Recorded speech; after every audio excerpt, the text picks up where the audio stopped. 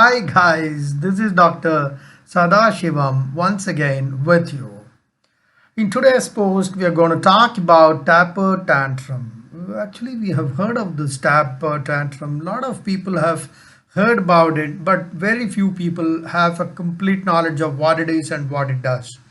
We have taken up this subject because some sort of Tapper tantrum, it is quite possible in a short time, in the short term. Exactly nobody in this world can happen when it can happen next month, next week, etc. But something on similar lines, it can come, and that is why we wanted to give a piece of our view. We all remember that Lehman Brothers collapsed in the year 2008, and that was the time when the recession in the United States caused shock waves throughout the world. Throughout the world, markets fell, your Lehman Brothers, your subprime crisis, and most companies in the world were affected, and many people started calling us the next Great Depression. Remember this Great Depression, which happened in the year 1929, and we have talked about it, some of the videos, and how the concepts of deficit financing, John Maynard Keynes, and why dams were built, investment was made in infrastructure. A lot of videos I have already put, you can go through them. So typically in times like that, what the Federal Reserve in US does is it purchases lots and lots of bonds from the market. So when the Federal Reserve buys bonds, it injects liquidity into the system. So from the perspective, when there is no liquidity in the system, there will be no growth, which is also called as quantitative easing. You must have heard of this word, and many a times these words are used, quantitative easing, etc. in the televisions interviews. They use words like accommodative stance, dovish stance, hawkish stance, etc., etc. Remember, we had put up a lot of videos on Reserve Bank's MPC committing meeting during the first week of June, in which I had explained partly about the stances, accommodative stance, hawkish stance, etc., etc. Because these things, we will be able to learn something. So government buying these bonds means there is more liquidity into the system. When there is more liquidity, there is more money in the system. So the money in circulation is also called as M1, M2, M3, and those are the different economic terms. And I will be putting up a video on money supply. But for now, let us try to understand. So when the government buys bonds, it puts liquidity, puts money in the hands of people so that people have money to spend, and this consumption engine in the economy starts working and chugging along, right? So you cannot continue that for a very long time. Therefore, what the government does is keep it for some time, and then they have to withdraw that money which is available in the market, because for a very long time you cannot walk on crutches. The crutches need to be thrown. So in the year 2013, somewhere during that time, they withdrew, right? So when more and more bonds were purchased, the interest rates generally reduces, and when the interest rates reduces, there's so much of liquidity into the system, and people start bringing that money to emerging markets, right? So in this particular case, after 3 or 4 years, when the government tampered, so the bond yields started going up. When there is a tapper, right? So when the bond yields start going up, the interest rates will go up along with that, and people started pulling money from the stock market, from the world, from the emerging, to pay interest. And nobody wants to pay a higher interest, right? That's the whole.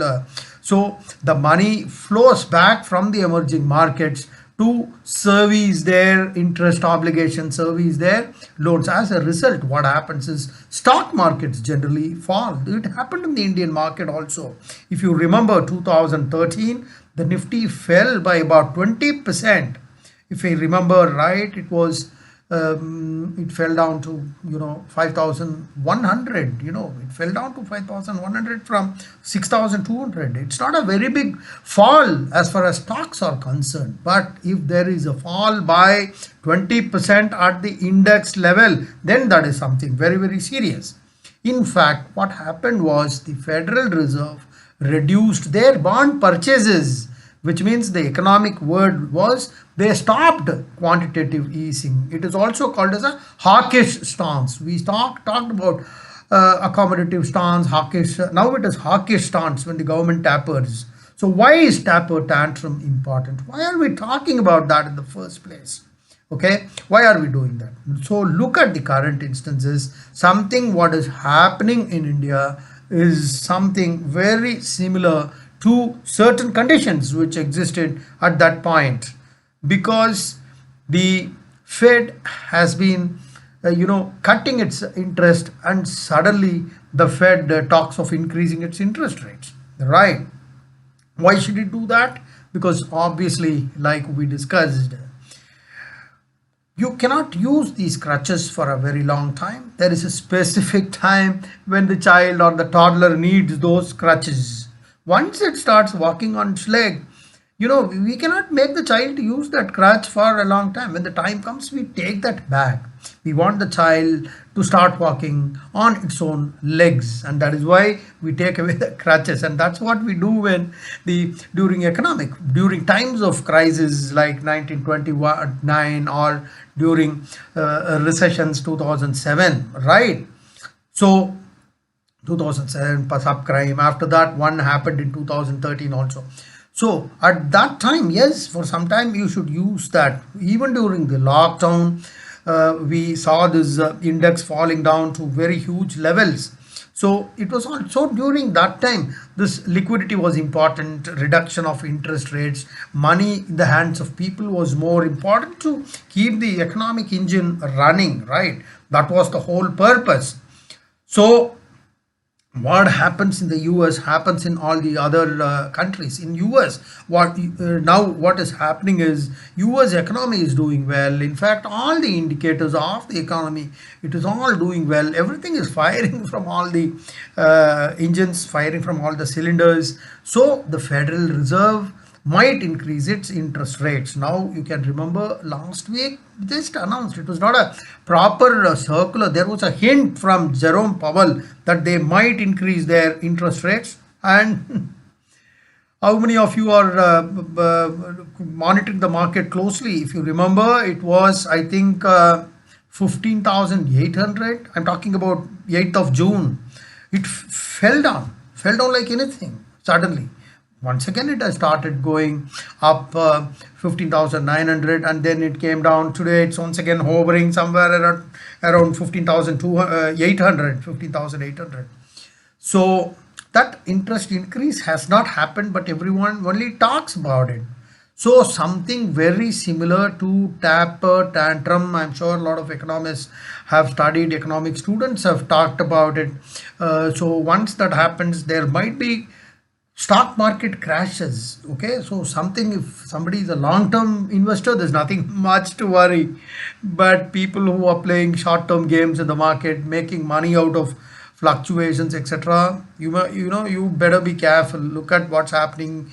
You need to monitor the market a little more closely.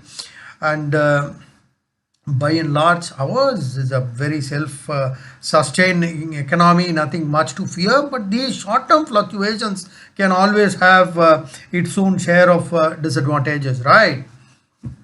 So market might fall down. Today it's already at 15,800. People are talking of Nifty touching 16,000. Yes, it might touch 16,000. There's no doubt it will not, definitely. But before that happens, there could be some corrections. And one or two proper circulars from US about interest rate increase. You can surely hope the market can fall down to probably 15,500. So 2 weeks back we saw open interest getting generated at 15,300 also, right? So anything can happen.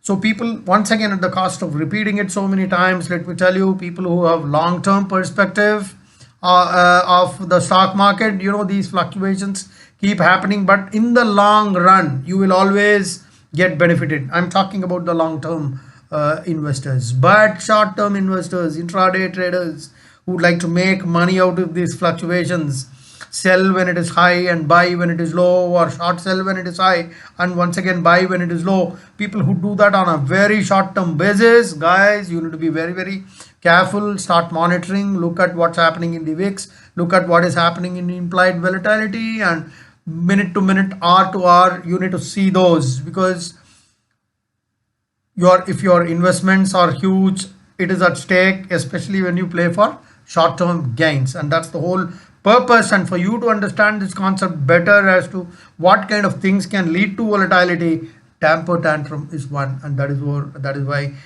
we wanted to explain what is temper tantrum to our viewers. Okay, guys, hope you enjoyed this video. If you have any other topic in mind which you would like me to clarify or decongest, right, guys, this is Dr. Sadasivam once again with you, signing off till we meet again. Bye bye. Jai Hind.